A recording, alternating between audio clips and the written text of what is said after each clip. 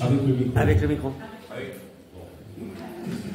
Bonjour encore, chers frères et sœurs, et bienvenue encore ce matin, voilà, dans la maison du Seigneur, où nous allons passer, j'espère, des merveilleux moments dans la louange, dans la prédication, dans l'édification qui sera donnée. Amen.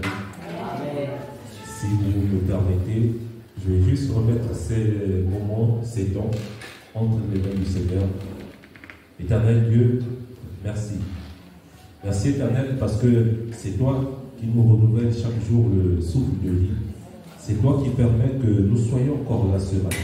Éternel, nous sommes là, c'est pas parce que nous, c'est parce que simplement nous voulons te dire merci. Merci Éternel de faire ce que nous sommes aujourd'hui. Ce n'est pas les occupations, Seigneur, qui manquaient à la maison, mais nous sommes là, c'est parce que nous avons besoin de la communion fraternelle entre frères. Nous avons besoin de communier chaque jour avec toi, Seigneur. Et ce jour, Seigneur, où nous ne travaillons pas, tu permets justement que nous soyons tous rassemblés dans ta demeure pour te dire merci, pour te prier. Merci, éternel Dieu. Amen. Alors, ce matin, pour conduire encore ces temps de louange et d'adoration, je voulais qu'on aborde tous ensemble Jésus-Christ. Et Jésus-Christ, je vous avoue que ce n'est pas évident. Parce qu'on aime bien parfois faire des sujets sur Jésus Sauveur, Jésus Gloire, Jésus Amour. Mais Jésus tout court, c'est compliqué. C'est compliqué à le faire dans le sens où, pour résumer Jésus, ça a été fait. C'est la Bible que nous avons. La Bible n'est qu'un résumé de ce qu'on connaît de Jésus. Ça ne renseigne pas sur tout. C'est juste un résumé. Donc ça veut dire que aujourd'hui, si moi je veux vous faire ce matin un résumé de Jésus-Christ, je dois vous lire la Bible de l'Ancien Testament et du Nouveau. Donc toute la journée, on passe même 24 heures, ça ne va pas suffire pour lire toute la Bible. Et donc, c'est pourquoi on doit passer vraiment du temps à méditer et à lire ce résumé que nous avons, cette Bible que nous avons, parce que c'est dedans qu'on nous parle de Jésus, de qui il est, et depuis les origines, qu'est-ce qu'il a fait, depuis le commencement. Il a été annoncé dans l'Ancien Testament. Tu es bien affiché, Galates 5, 22, verset 23. Galates 5, 22. Si une personne veut bien le lire. Mais le fruit de l'esprit, c'est l'amour, la joie, la paix, la patience, la bonté, la bénignité, la fidélité, la douceur, la tempérance. Amen. Donc, moi, j'aime bien faire participer toute l'assemblée. Parce que nous sommes là ce matin, ce n'est pas pour écouter un seul homme. Ce n'est pas pour m'écouter parler ou m'écouter chanter seulement. Nous sommes là, c'est parce que nous tous, nous voulons participer. Et moi aussi, je veux vous faire participer en lisant des versets, en proposant des chansons d'adoration, en chantant aussi avec nous. Voilà, parce que nous tous, nous sommes là, c'est pour rendre gloire à Dieu. Ce n'est pas seulement moi. Et donc, quel est le lien entre les fruits de l'esprit et Jésus-Christ? Parce que quand l'apôtre Paul nous parle des fruits de l'esprit, il n'invente pas des choses. Il nous dit simplement comment est-ce que Dieu vivait sa vie, comment Jésus-Christ a vécu. Il a manifesté l'amour, la joie, la paix, la patience, la bonté, la bénignité, la fidélité, la douceur, la tempérance. Donc, nous aspirons à être comme Jésus. Et comme on aspire à être comme Jésus, on doit aussi manifester tout cela. Et on doit manifester cela envers qui? Ce n'est pas seulement envers vous et moi, entre frères et sœurs, mais non, on doit aussi manifester cela envers les personnes qu'on aime bien appeler les personnes du monde. Mais nous aussi, tant qu'on est sur cette terre, on fait partie des gens du monde. Et donc, ces fruits de l'esprit, on doit manifester ça aussi envers tout le monde. Donc, comme ça, quand on manifeste ça dans la rue, les non-croyants, des personnes de notre famille qui ne sont pas croyants, en voyant la manière dont nous comportons, en voyant la manière dont nous agissons, dont nous abordons des sujets, dont nous répondons, ben, les personnes vont se poser des questions parce que ce sont des humains comme nous. Et ils vont se rapprocher. Pourquoi tu es comme ça? Pourquoi on te fait du mal, toi tu ne procures que de l'amour? Pourquoi tu ne rends pas le mal alors que tu as eu l'opportunité de rendre le mal? Et ben, c'est une porte qui a été ouverte justement pour dire, ben, tu sais, c'est pas en faisant du mal que je vais résoudre la situation. En apportant de l'autre l'amour que j'ai, ben, je lui sors de l'état dans lequel il était. Et nous sommes là, c'est parce que nous voulons toujours manifester ces fruits de l'esprit-là. Parce que Jésus, il a manifesté parfaitement. Nous encore, lorsque nous faisons du bien pour du mal, une partie du cœur dit, pourquoi tu n'as pas rendu le mal? Pourquoi tu n'as pas fait aussi du mal? Tu aurais pu faire plus pire que ce qu'il t'a fait, parce que là, tu avais l'opportunité. Et Jésus dit non à cela. Non à cela. Et donc, je reviens sur Jésus-Christ. Parce que, encore, je vais le dire plus tard, mais dans l'Ancien Testament, et nous allons le voir, ça a été annoncé, Michel, si tu veux bien avancer. Il y a Ésaïe qui a prophétisé, par exemple, l'un des grands prophètes, et il a annoncé la venue du Christ. Si personne veut bien le lire. C'est pourquoi le Seigneur lui-même vous donnera un signe. Voici, la jeune fille deviendra enceinte, elle enfantera un fils, et elle lui donnera le nom d'Emmanuel. Amen. Dieu est avec nous. Et justement, dans l'Ancien Testament, beaucoup de prophètes ont annoncé la venue du Christ. Et il y a beaucoup de prophètes qui espéraient justement voir le Christ, vivre ces moments, vivre la venue du Christ, passer du temps avec lui. Et dans le Nouveau Testament aussi, quand il est arrivé, on va lire le verset plus loin, Michel. Quand le Christ il est arrivé, il n'est pas venu, il n'est pas descendu du ciel. Il est né comme un homme. Et quand il est né comme un homme, comment le reconnaîtrais-je? Il a fait des miracles et des prodiges. Mais pour les gens de sa génération, à lui, on va lire dans Colossiens 2,15. Alors, qu'est-ce qu'il a fait pour les gens de sa génération quand il est arrivé? Ben, il les a parlé il a parlé par des paraboles seulement. Donc ça signifie que, en dehors de ces apôtres qu'il menait sur le côté pour les expliquer les paraboles, ben, les personnes du peuple recevaient des paraboles. Et les paraboles, chacun comprenait ça comme il voulait comprendre. Chacun saisissait le bon message de la parabole. D'autres n'en tiraient rien, parce qu'ils le considéraient juste comme un seul prophète.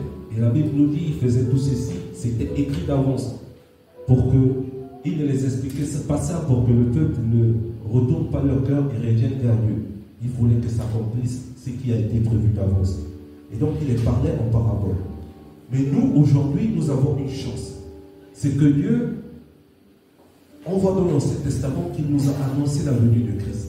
Et dans le Nouveau Testament, il a parlé en parabole, mais nous aujourd'hui, on sait ce que les paraboles veulent dire. On a la signification, on a l'interprétation. Tout ce qu'il a dit à ses apôtres, nous, on l'a reçu. Donc nous sommes une génération qui est bénite, en vérité. Bénite parce qu'on a reçu tout ce que les autres espéraient. On a appris que Dieu faisait des miracles là-bas. Ils sont arrivés, ils ont reçu le miracle. Il a expliqué, il parlait en parabole. Ils n'ont rien saisi. Mais nous, aujourd'hui, la Bible nous parle. Quand on lit la parabole, après on a l'explication. Et cette explication, elle touche nos cœurs. Et voilà pourquoi c'est important de lire et de méditer les Écritures. Et donc, ce qui est magnifique aussi avec Jésus, c'est que c'est, premièrement, Dieu qui a été fait homme. Dieu fait homme, donc, comme vous et moi. Il est né d'une personne. Il a grandi. Et il a manifesté tous les fruits de l'esprit que nous avons vus. Deuxième chose, c'est qu'il a connu tout ce qui est tentation. Donc, il a connu des difficultés.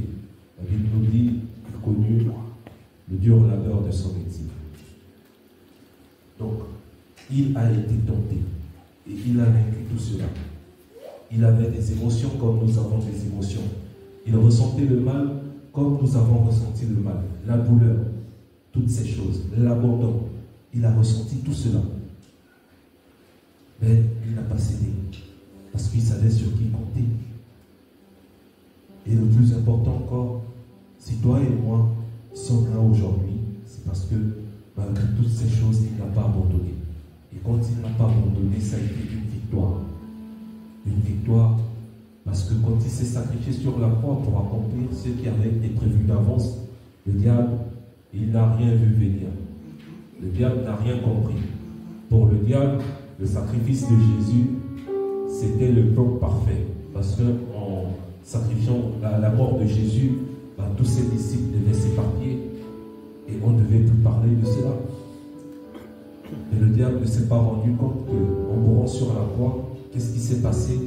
Jésus s'est ressuscité le 3e jour. Il a repris les clés du séjour de mort. Et ensuite, je demandais à frère ou sœur de lire ce verset. Colossiens 2, 15. Il a dépouillé la domination et les autorités et les a livrés difficilement en spectacle en triomphant d'elle à la croix. Amen.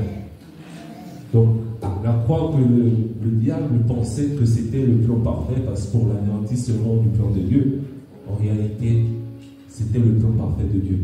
Parce qu'il a tout arraché, il a dépouillé les dominations, les autorités et il les a livrées publiquement en spectacle.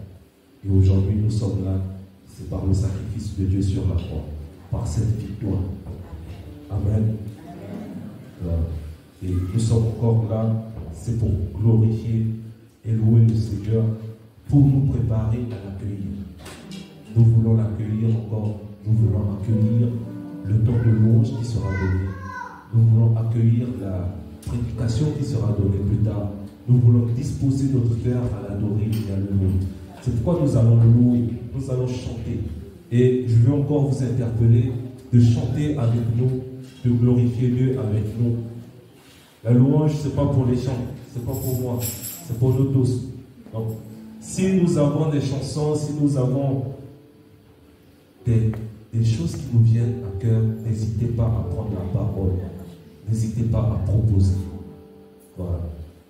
Donc, moi, je vais proposer, et tout le monde va proposer. Donc, je vais proposer qu'on commence par le 341. Victoire au Seigneur de la vie. Amen. On était sur la même longueur.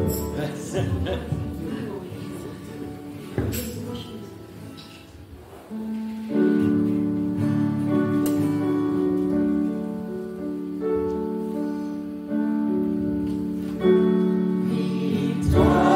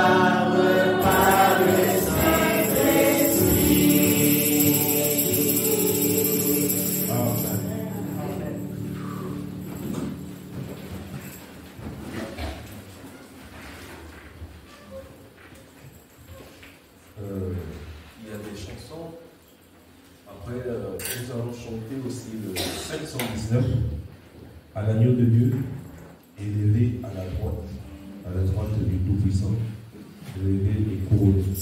Amen.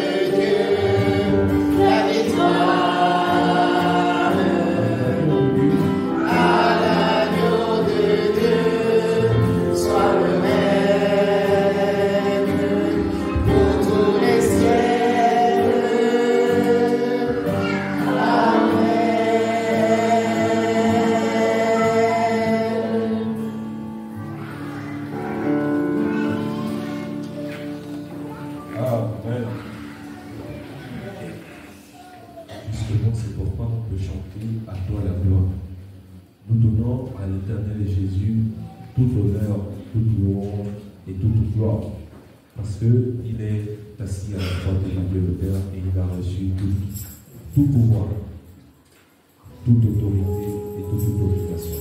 Donc, chantons cela avec joie et conviction. C'est une conviction pour nous que Dieu, il a tout reçu. Il a reçu toute autorité. Il a dépouillé l'ennemi. Et donc, nous pouvons chanter toujours avec conviction parce que nous affirmons cela. Que cela est vrai et cela a eu lieu. Amen.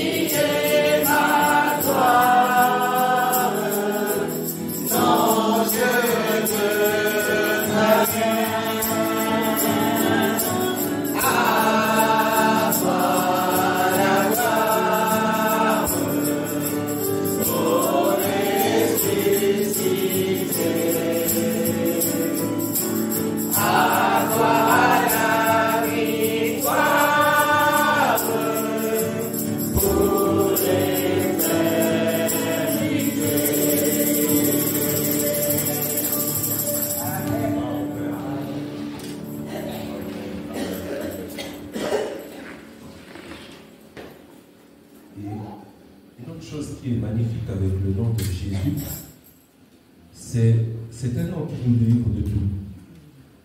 Quand Satan il nous tend un piège, on crie Jésus-Christ. Parfois, c'est déjà une habitude. Quand on est face à une difficulté, oh Seigneur Jésus, parce que c'est un nom qui sauve, c'est un nom qui délivre.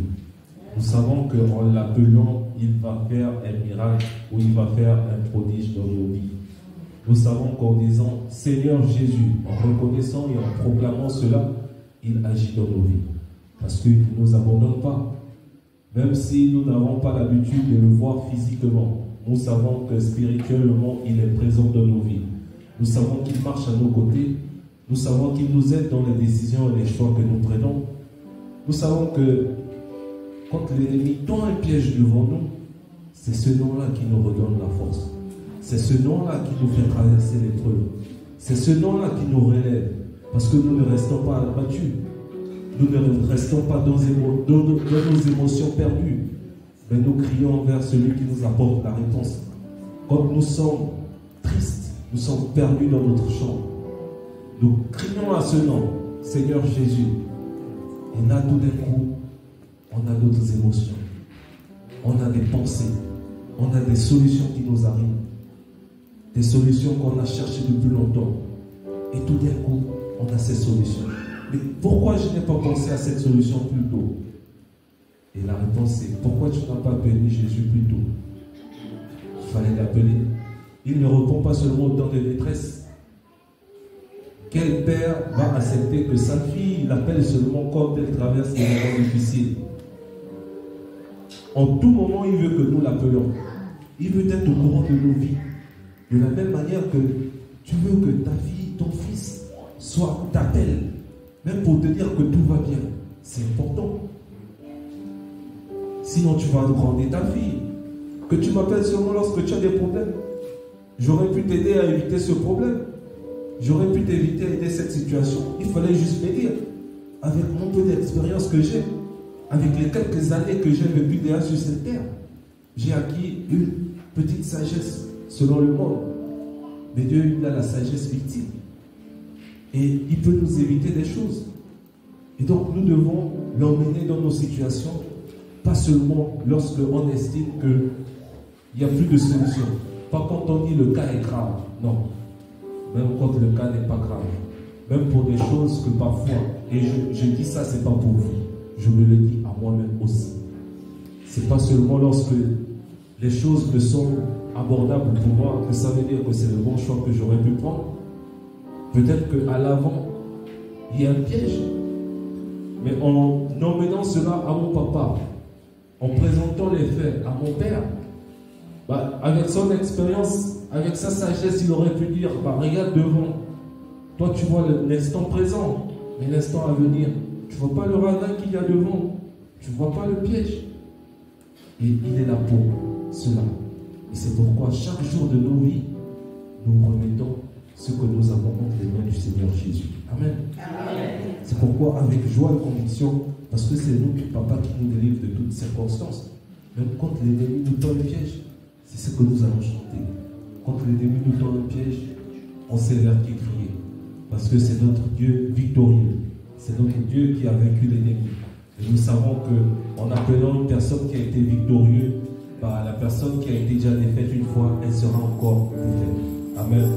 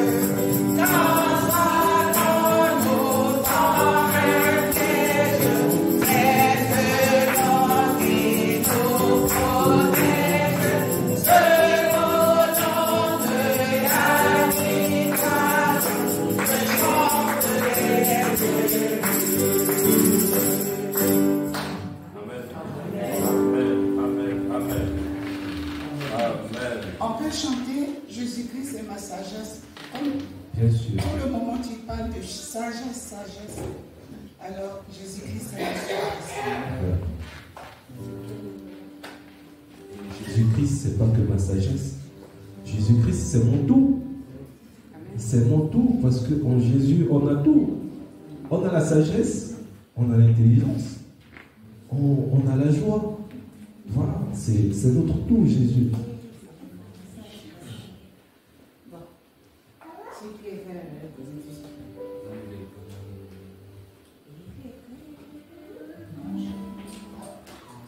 Et justement, c'est quand tu parles de sagesse, ça me fait penser à la sagesse que Dieu a donnée à Joseph.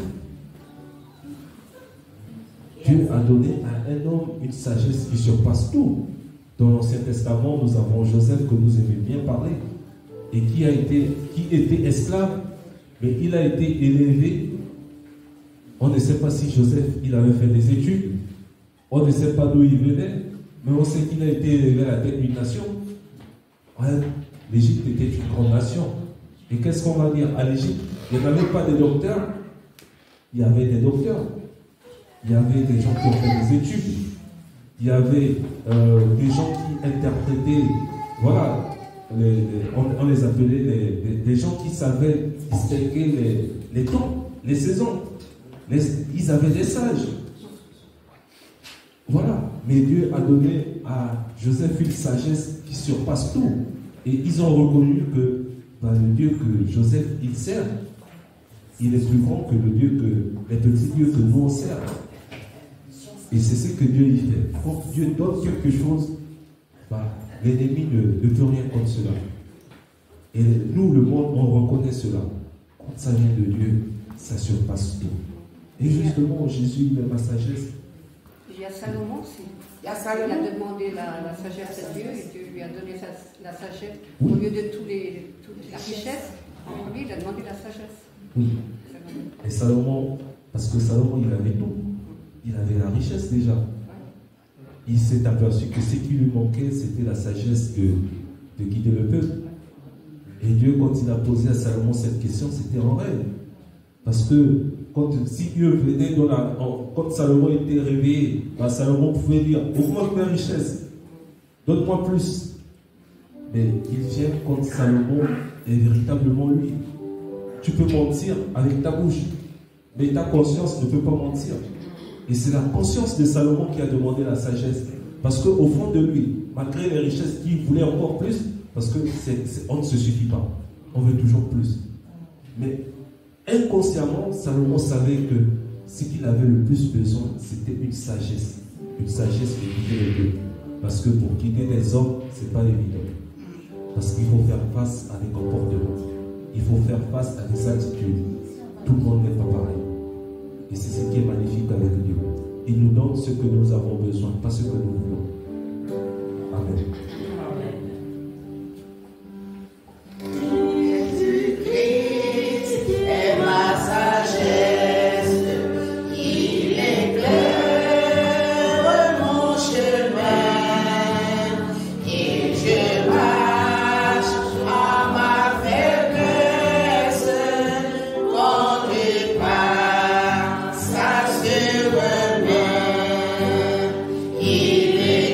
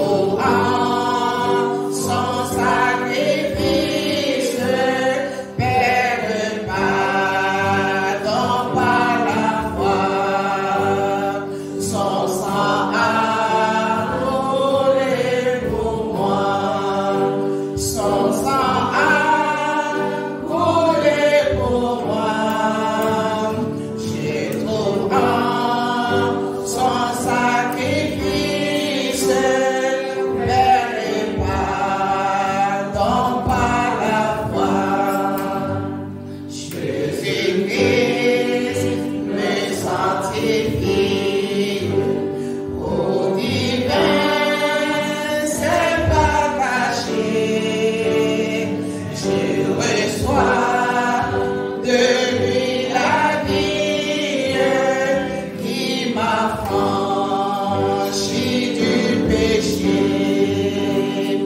À toi Jésus attaché, à toi Jésus attaché, je reçois de toi la vie qui m'a franchi du péché.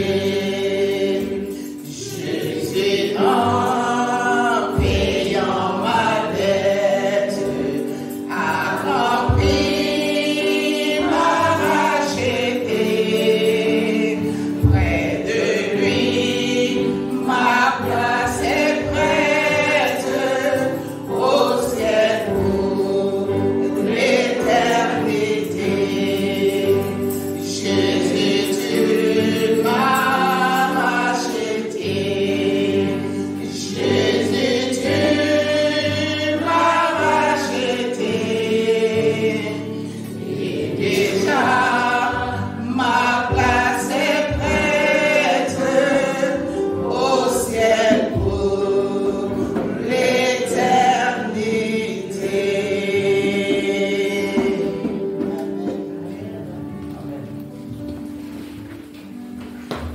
Amen. Et justement, je vais proposer que nous passions quelques moments pour remercier le Seigneur pour ce qu'il fait dans nos vies. Mais bien avant, nous allons lire deux versets. Nous allons notamment lire dans Acte 17 au verset 27 et écoutez ce que le Seigneur il nous dit. Il dit que nous voulons, il veut que nous le trouvions bien en appel. Est-ce que personne peut lire ça, s'il vous plaît? Il a voulu qu'il cherchât le Seigneur et qu'il s'efforce de la trouver en tâtonnant, bien qu'il ne soit pas loin de chacun de nous. Amen. Après, je ne sais pas si vous comprenez ça comme moi. Parce que Dieu nous a donné chacun une compréhension. Il a voulu qu'il cherchasse le Seigneur et qu'il s'efforçasse de le trouver en tâtonnant, bien qu'il ne soit pas loin de chacun de nous. Il veut que nous le cherchions. Il veut que nous le cherchions et nous nous efforçons à le trouver, même s'il n'est pas loin de nous. Donc ça veut dire qu'il peut être dans la salle avec nous, mais il veut que nous le cherchions dans la salle et on s'efforce de le trouver. Et on va lire le verset suivant.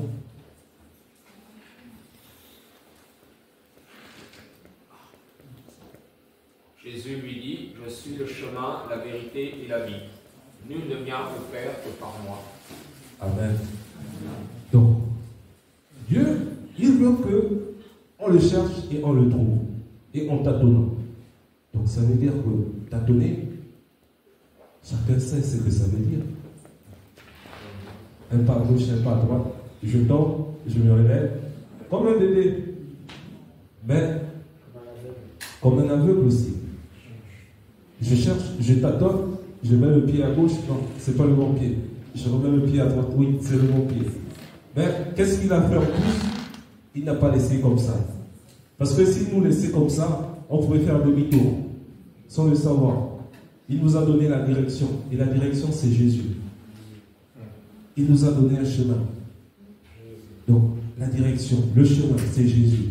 Maintenant qu'on va à gauche, qu'on va à droite, un peu à gauche, un peu à droite, le plus important, on doit l'avoir, c'est Jésus. Parce que nul ne vient au Père que par Jésus. Si on s'éloigne de Jésus, Jésus est en face de moi, il me dit de venir. Comme quand on apprend un enfant à marcher, fais un premier pas. Si l'enfant fait demi-tour, c'est qu'il n'est pas sur la bonne direction. Jésus est devant, l'enfant va à gauche, il va à droite, il tombe, il trébuche, il fait un faux pas, on le relève, on s'écarte encore, reviens vers moi. Et c'est ce que Dieu fait. Dieu nous a donné la direction. Et la direction de notre vie, c'est Jésus. Si nous écartons de Jésus, nous ne pouvons pas dire que nous aimons Dieu. Parce que si on aime Dieu, c'est qu'on doit aimer Jésus. On doit servir Jésus et on doit suivre ce que Jésus a demandé de faire. On doit être comme Jésus. On doit manifester les fruits de l'esprit que nous avons vus plus tôt. On ne peut pas aimer seulement les personnes qui nous aiment, parce que Jésus il a dit, aimez vos ennemis. Donc, si je n'aime pas mon ennemi, c'est pas que c'est facile, c'est difficile d'aimer son ennemi. Aimer une personne qui t'a fait du mal, faut vraiment faire... ça se travaille. Ah bah... parce que je suis comme vous, je vous l'assure. Une personne qui m'a fait du mal, c'est pas facile, c'est pas évident. Mais quand on veut être comme Jésus, on est obligé de faire des efforts. C'est pas toujours facile. Et justement, nous voulons remercier encore l'Éternel Jésus, que chacun se sente libre encore de prier et d'adorer le Seigneur. Amen.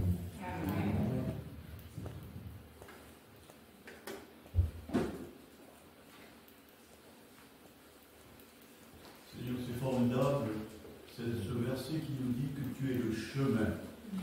Seigneur, il n'y en a pas d'autre. Peut-être que des fois c'est un chemin étroit, rocailleux, difficile, mais c'est le chemin. Et Seigneur, nous voulons te dire que nous voulons marcher sur ce chemin. Nous voulons chaque jour, Seigneur, que tu nous conduises dans le bon chemin, parce que tu es la vérité, parce que tu es la vie. Nous avons chanté à toi la victoire. Et Seigneur, nous voulons te glorifier de tout notre cœur. Nous voulons te dire, Seigneur, que nous t'aimons. Nous voulons, Seigneur, te dire que nous sommes impatients que tu reviennes.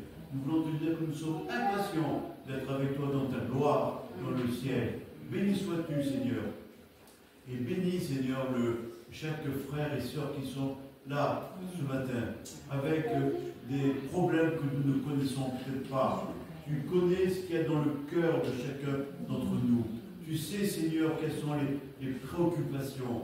Tu sais, Seigneur, quelles sont les épreuves. Mais Seigneur, nous voulons tourner les yeux vers toi, parce que tu es la réponse. Tu es, Seigneur, celui qui sauve, celui qui est victorieux. Béni sois-tu, à toi soit la gloire, au siècle des siècles. Amen. Amen. Je suis le chemin, la vérité, la vie. Alléluia, je suis doux et clément. Je suis le chemin, la vérité, la vie. Alléluia, je suis doux et clément. Le Fils perdu, reviens à moi. Reviens, reviens, reviens à moi. Alléluia, je suis doux et clément. Merci Seigneur parce que tu nous dis dans ta parole que tu es doux et clément. Et que quand nous sommes perdus, nous sommes capables de revenir à toi. Merci parce que tu es Seigneur, tu éclaires nos sentiers. Tu es celui-même qui nous conduit chaque jour dans nos faiblesses et dans nos moments de joie. Seigneur, nous voulons te dire merci, nous voulons te lever, nous voulons te magnifier, parce qu'en dehors de toi, il n'y a pas de Dieu. Tu as dit, Seigneur, dans ta parole, à qui irons-nous? Car tu as la parole de la vie. Et Seigneur, c'est cette parole-là que nous voulons. Ce matin, si nous sommes ici, c'est pour te louer, pour t'adorer, pour pouvoir écouter cette parole et pour être nourris. Seigneur, nous avons besoin de ta paix. Viens, conduis-nous. Merci, Seigneur, parce que tu fais briller ta face de nous. Et quand nous chutons, quand nous tombons, tu es là, tu nous tends la main. Merci parce que Seigneur, tu es grand. Quand nous regardons le ciel, nous regardons la terre, nous regardons les montagnes, tout ce qui est là, Seigneur, c'est beau, c'est magnifique. Et Seigneur, cela prouve ta puissance et ta grandeur. Vraiment, nous voulons te dire merci. Tu es magnifique, Seigneur. Seigneur Jésus, nous t'aimons. Amen. Amen. Seigneur, on veut te remercier parce que tu as remporté la victoire. Et tu nous rends participants à cette victoire. Seigneur, les vents chante règne en moi, mais réellement, Seigneur, je te prie afin que tu règnes en nous, afin que cette victoire soit complète en chacun de nous. Amen. Amen. Oui, Seigneur Jésus, règne en nous, règne dans notre cœur, règne dans notre âme, dans notre esprit. Change-nous, emmène-nous là où tu veux que nous allions. Rends-nous doux et humbles de cœur, comme toi. Rends-nous compatissants, comme toi. Aide-nous à trouver ce chemin, même s'il est tortueux, mais ce chemin que nous prenons et que nous ne voulons surtout pas en dévier, Seigneur. Les épreuves de la vie, Satan nous attaque. Plus nous approchons de toi, plus Satan nous attaque. Par des mauvaises pensées, par des mauvaises réactions, par des mauvais jugements. C'est pourquoi, comme le disait ma sœur Dorothée il y a quelques mois, et puis comme vient de le dire encore notre frère Hervé, règne en nous, prends toute la place. Nous te le demandons parce que nous ne sommes pas capables de nous ouvrir totalement à toi. C'est pourquoi nous te demandons de forcer ce passage dans ton grand amour pour nous. Amen. Amen.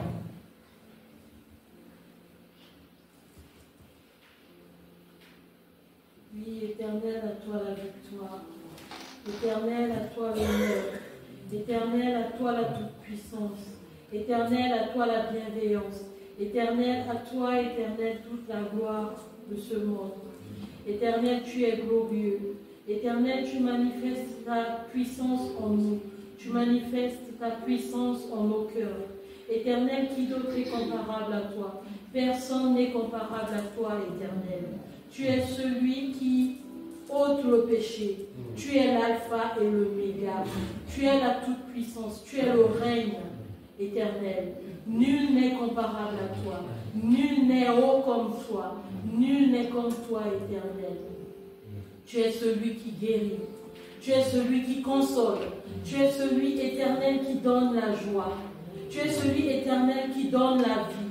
Tu es celui qui donne la paix éternelle. Qui d'autre est comme toi dans ce monde éternel de perdition? Qui d'autre est comparable à toi, Éternel? Règne dans nos cœurs, règne dans nos vies, règne dans la vie de tout un chacun, Éternel. Nous avons besoin de toi. Nous avons besoin de ton amour, Éternel.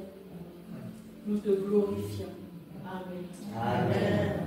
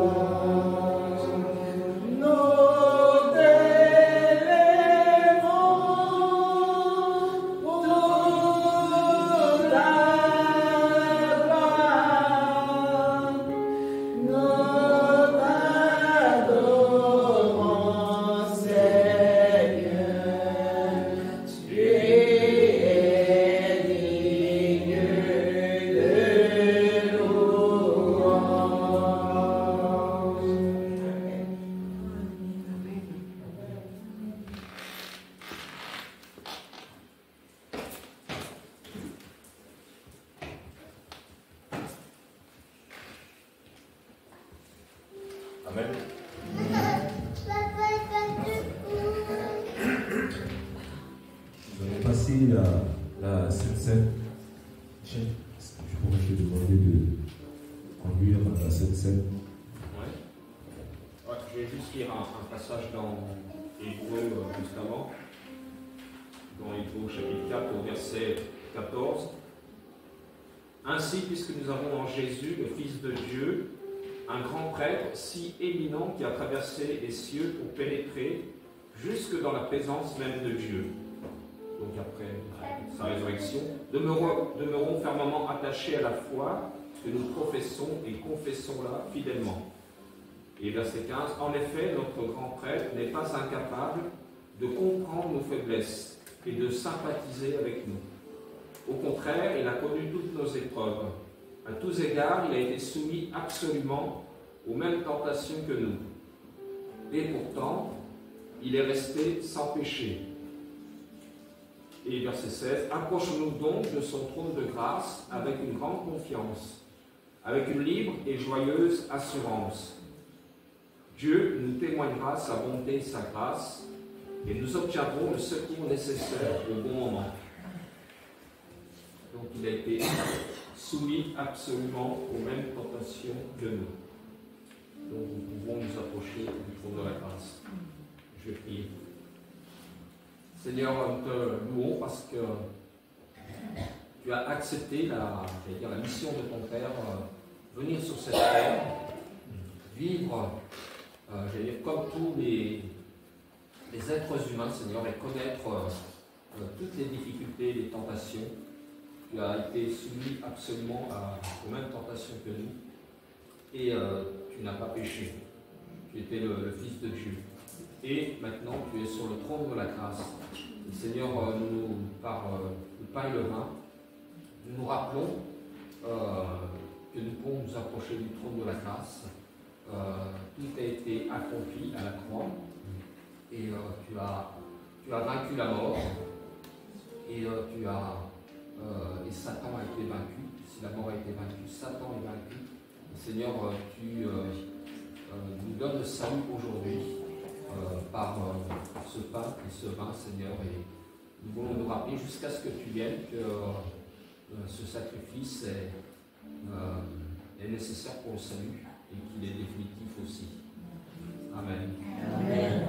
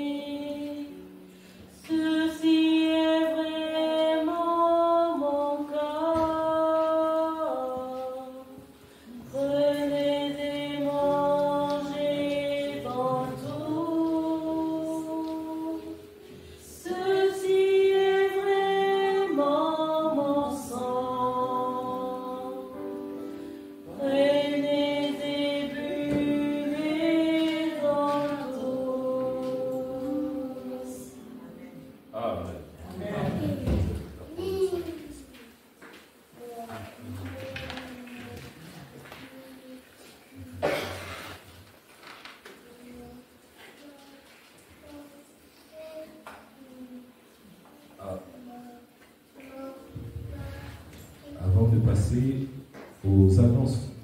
Est-ce qu'on pourrait chanter le 303, louange et gloire au plus haut des cieux?